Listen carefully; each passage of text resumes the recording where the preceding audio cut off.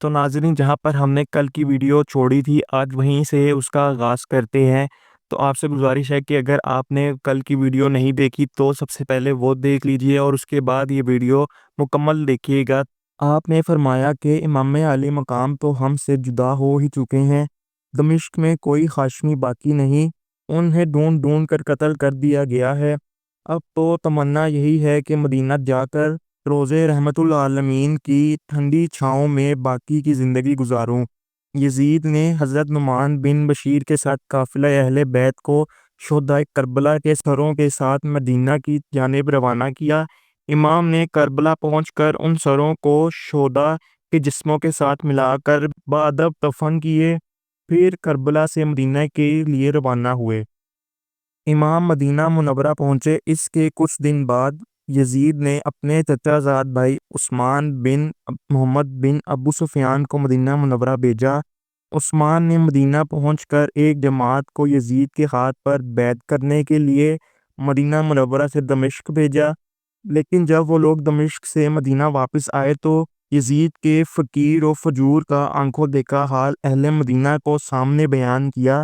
چنانچہ اہل مدینہ نے یزید کا مقرر کردہ عامل عثمان بن محمد کو مدینہ سے باہر نکال دیا اور حضرت عبداللہ بن حنظلہ رضی اللہ عنہ کے ہاتھ پر بیعت کر لی، لیکن حضرت منظر بن زبیر کے مشورے پر حضرت عبداللہ بن حنظلہ مسلمانوں کی جماعت کو لے کر حضرت امام زین العابدین رضی اللہ عنہ کی خدمت میں حاضر ہوئے۔ جب امام نے آنے کی وجہ پوچھی تو حضرت عبداللہ بن حنظلہ نے بتایا کہ ہم امام عالی مقام اور اہل بیت کے غلام ہیں اور آپ سے بیعت کرنے کے لیے آئے ہیں۔ یہ سن کر امام کی آنکھوں سے آنسو جاری ہو گئے اور فرمایا، خدارا اب یہ تذکرہ بیعت و خلافت میرے سامنے نہ چھیڑو۔ کربلا کا ایک ایک منظر ہر وقت میرے پیش نظر ہے، میرے زخمی دل میں اب نئے زخم کی کوئی گنجائش نہیں۔ میں صرف اس در پر رہ کر رب کی بارگاہ میں سجدہ کر کے کچھ سکون پانا چاہتا ہوں۔ جب صحابہ نے زیادہ اصرار کیا تو آپ نے فرمایا کہ اگر میرا مدینہ میں رہنا آپ لوگوں کو پسند نہیں ہے تو آج ہی میں اپنے مظلوم خاندان کو ساتھ لے کر کسی ایسی جگہ چلا جاؤں گا جہاں کوئی میرا غم دوبارہ تازہ نہ کرے۔ صحابہ نے آپ کی یہ کفایت دیکھی تو خاموش ہو گئے اور حضرت عبداللہ بن حنظلہ رضی اللہ عنہ کی بیعت جاری رہی۔ آپ کی عبادت، حسن خلق، صبر اور سخاوت مشہور ہے۔ آپ کی یہ عادت تھی کہ آپ پوری رات عبادت الہی میں گزارتے۔ آپ ہر دن رات میں 1000 نفل پڑھا کرتے تھے اور رات میں پوشیدہ رہ کر خود غریبوں اور حاجت مندوں کو ضرورت کی چیزیں پہنچاتے۔ آپ کے انتقال کے بعد لوگوں کو پتہ چلا کہ یہ سب امداد کون کرتا تھا۔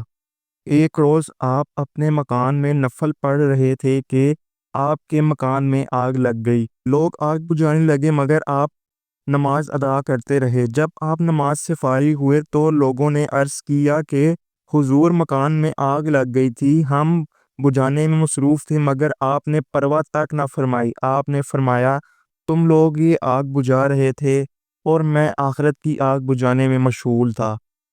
آپ ہمیشہ برائی کا بدلہ بھی اس طرح دیتے تھے کہ خطا کار شرمندہ ہو کر اپنی خطا کی معافی مانگ لیتا اور نیکی اختیار کر لیتا۔ ایک روز آپ اپنے گھر سے باہر کہیں تشریف لے جا رہے تھے کہ راستے میں کسی گستاخ نے آپ کو برا کہنا شروع کر دیا۔ آپ نے اس سے فرمایا کہ تم نے مجھ سے جو کچھ کہا اگر میں واقعی میں ایسا ہوں تو خدا مجھے معاف فرمائے۔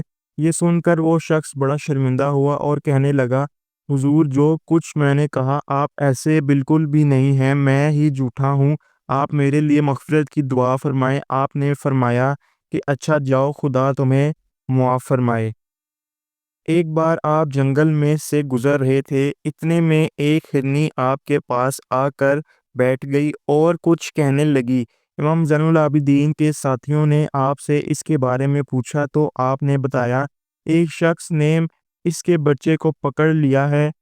پھر آپ نے اس شخص کو آپ کے پاس لانے کے لیے کہا۔ جب وہ آیا تو آپ نے اسے ہرنی کے بچے کو چھوڑ دینے کے لیے کہا۔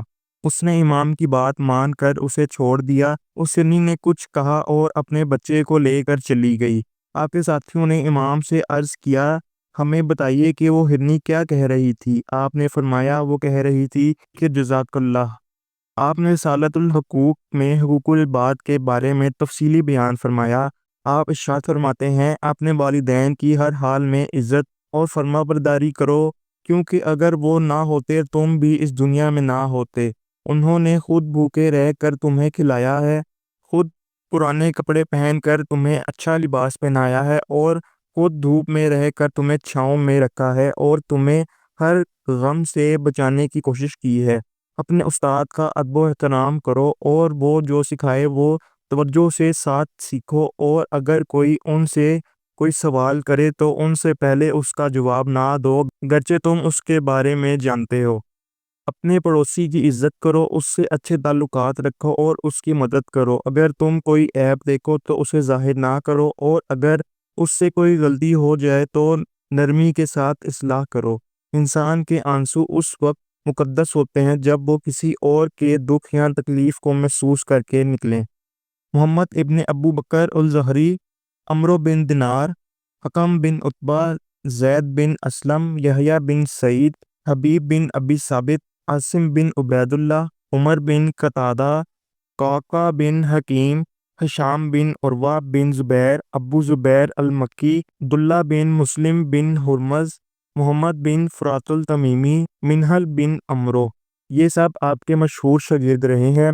آپ کے خاندان میں 2 بیویاں، 11 صاحبزادے اور 4 صاحبزادیاں ہیں۔ سیدہ فاطمہ بنت حسن المجتبیٰ سے 7 بیٹے، محمد الباقر، عبداللہ الباہر، حسن، حسین، عبد الرحمن، سلیمان، محمد الاصغر۔ 4 بیٹیاں، ختیجہ، فاطمہ، عالیہ، ام کلثوم۔ زیدہ السندھی سے 2 بیٹے، زید، علی۔ ام الولد السعدہ سے 2 بیٹے، حسین الاصغر، عمر الاشرف۔ آپ کا وصال مبارک۔ مدینہ کے گورنر ولید بن مروان کے حکم سے ہشام ابن عبد المالک نے آپ کو زہر دیا۔ آپ کا وصال 18 محرم 95 ہجری میں 57 سال کی عمر میں ہوا۔ آپ کا مزار جنت البقیع مدینہ منورہ میں حضرت امام حسن المجتبیٰ کے بغل میں ہے۔ اللہ سے دعا کرتے ہیں کہ اللہ تعالیٰ اس کے حبیب صلی اللہ علیہ وآلہ وسلم کے صدقے میں اور امام زین العابدین رضی اللہ عنہ اور اہل بیت کے وسیلے سے سب کو مکمل عشق رسول عطا فرمائے، اور سب کو ایمان کی حفاظت کرنے کی توفیق عطا فرمائے، اور سب کو نیک اعمال کرنے کی توفیق دے، اور سب کو دنیا و آخرت میں کامیابی عطا فرمائے، اور سب کی نیک جائز مرادوں کو پورا فرمائے۔ آمین آمین یا رب العالمین۔ تو ناظرین، امید کرتے ہیں کہ آپ کو آج کی ہماری پیشکش پسند آئی ہوگی۔ تو اگر پسند آئی ہوئی تو ہماری حوصلہ افزائی بڑھانے کے لیے اس ویڈیو کو لائک کر دیجیے گا۔ چینل پر نئے ہیں تو چینل کو سبسکرائب کر کے بیل آئیکن کے بٹن کو ضرور پریس کرے گا تاکہ ہر نئے آنے والی ویڈیو کو نوٹیفیکیشن آپ تک پہنچ سکے۔ تو پھر ملیں گے کسی اگلی تاریخی، تحقیقی اور معلوماتی ویڈیو کے ساتھ۔ تب تک کے لیے ہمیں دیجیے اجازت، دعاؤں میں یاد رکھیے گا۔ اللہ حافظ۔